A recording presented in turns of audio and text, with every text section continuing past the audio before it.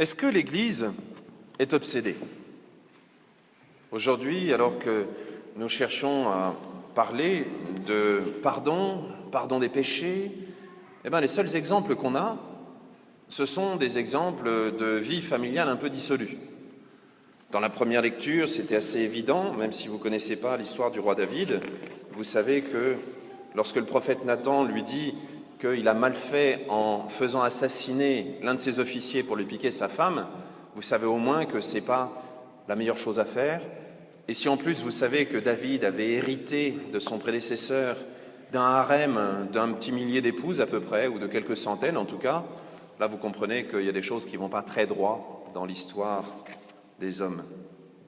Même chose, cette histoire de pécheresse, même si c'est caché sous quelques termes qui ne risquent pas de choquer des jeunes, surtout s'ils ont dormi 1 heure cette nuit, nous savons que cette femme, qui était connue par tout le monde, y compris de Simon d'ailleurs, tout de suite il la reconnaît. Ah, cette femme-là, c'est une pécheresse. C'est ce qu'on pourrait appeler une pécheresse publique. Et si vous n'avez pas compris, et si les jeunes dorment encore, il s'agit d'une prostituée. Pourquoi? Pour illustrer ces histoires de péché, nous avons seulement des histoires d'amour qui tournent mal, pour reprendre la chanson. Peut-être justement parce que le meilleur exemple pour comprendre ce que c'est qu'un péché, c'est un amour qui se trompe de cible. Lorsque Dieu reproche à David son péché, il lui reproche d'abord d'avoir aimé de travers.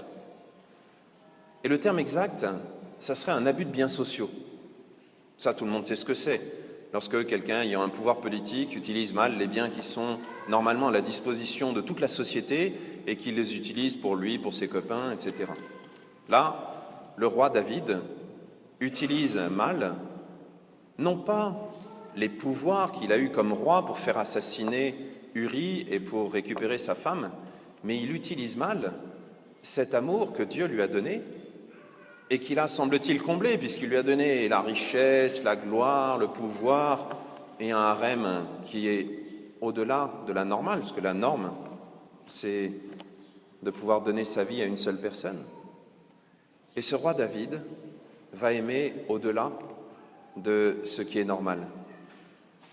Et au-delà, ce n'est pas qu'il a trop aimé, non, ce n'est pas le fait qu'il ait pris une 301e femme. Ce qui est au-delà, c'est d'avoir transformé l'amour qui se donne en amour qui prend et qui approprie. Vous savez, c'était un petit peu la même chose que cette femme pécheresse. Son plus grand péché, ce n'est pas d'avoir été une prostituée, mais c'est d'avoir mal aimé. Son plus grand péché, c'est au lieu de donner son amour, c'est de l'avoir vendu. Et nous savons qu'il y a encore pire, c'est l'amour que l'on prend, et c'est ce qu'on appelle un viol. Pourquoi prendre tous ces exemples alors qu'aujourd'hui ils sont tous en blanc, etc., etc. Parce que chaque péché, finalement, est une offense à l'amour de Dieu. Et nous, le plus grand péché qu'on pourrait faire, ce n'est pas dans le domaine sexuel dont on parle depuis tout à l'heure. Le plus grand péché, c'est celui que Jésus reproche à Simon. Vous savez, quand il lui dit « Simon, lequel va le plus aimer, celui à qui on a enlevé la dette de 50 ou la dette de 500 ?»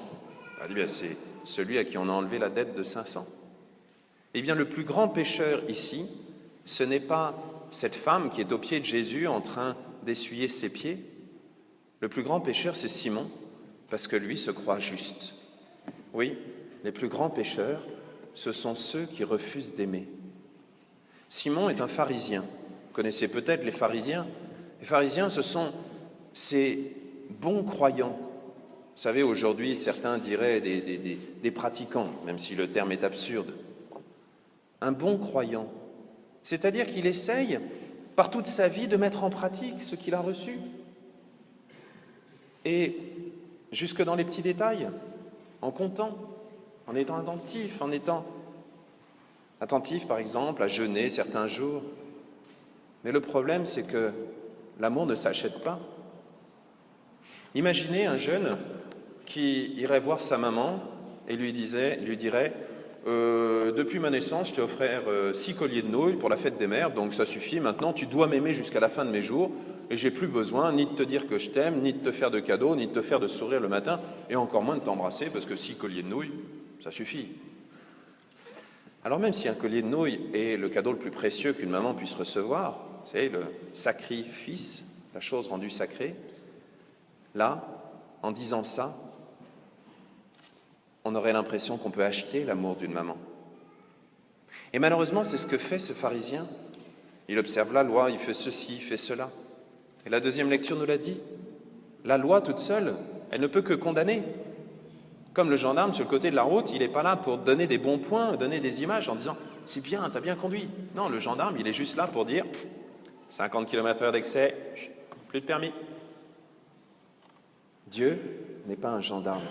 Et quand il nous propose de nous pardonner, il nous propose de répondre à la question « Est-ce que tu m'aimes » Vous vous souvenez de Saint Pierre qui était sur le bord du lac? Et quand Jésus l'a vu, alors qu'il avait trahi 3 fois, Jésus lui a demandé quoi? « Pierre, est-ce que... » Ouais, ils ont vraiment très peu dormi cette nuit. « Pierre, est-ce que tu m'aimes » Il y en a au moins qui ne dort pas. « Pierre, est-ce que tu m'aimes » Et il lui a demandé 3 fois.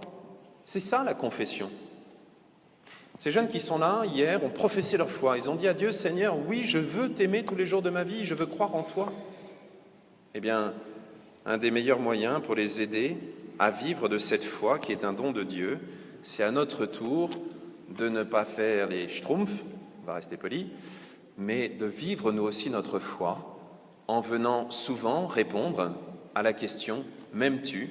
c'est-à-dire en venant nous confesser, en leur montrant que la confession n'est pas une salle de torture, comme dirait le pape François, mais qu'au contraire, elle est l'endroit où on vient dire à Dieu « Seigneur, je veux t'aimer par-dessus tout. » Et vous inquiétez pas, c'est pas la peine de venir avec un vase en albâtre, avec du parfum dedans, c'est pas la peine de venir pleurer sur les pieds du prêtre et de les essuyer avec vos cheveux. Il suffit de venir dire « Je veux me confesser » et Dieu nous pardonne. Dieu nous redit à quel point il nous aime. Dieu nous redonne la possibilité d'aimer totalement. Non seulement par la confession, mais en plus par cet amour humain qui est comme une école de bonheur, une école où nous apprenons à aimer, et c'est pour ça que l'Église l'a en si haute estime. Que Dieu nous aide à aimer et à l'aimer à travers chacun de nos frères. Amen.